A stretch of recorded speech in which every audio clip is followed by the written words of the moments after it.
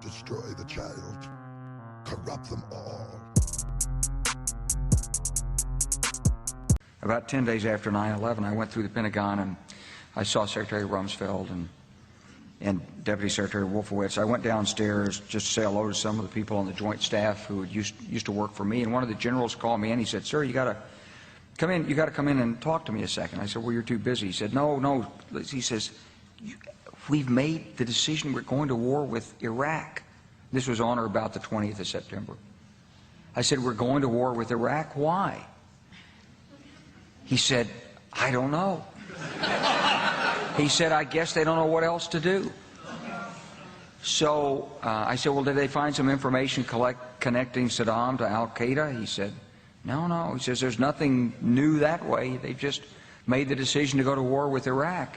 He said, "I guess it's like we don't know what to do about terrorists, but we've got a good military and we can take down governments." And he said, "I guess if the only tool you have is a hammer, every problem has to look like a nail."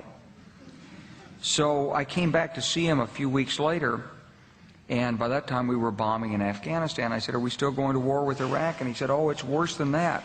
He said, he reached over on his desk, he picked up a piece of paper, he said, I just got this down from upstairs," meaning the Secretary of Defense's office today, and he said, "This is a memo that describes how we're going to take out 7 countries in 5 years, starting with Iraq and then Syria, Lebanon, Libya, Somalia, Sudan, and finishing off Iran."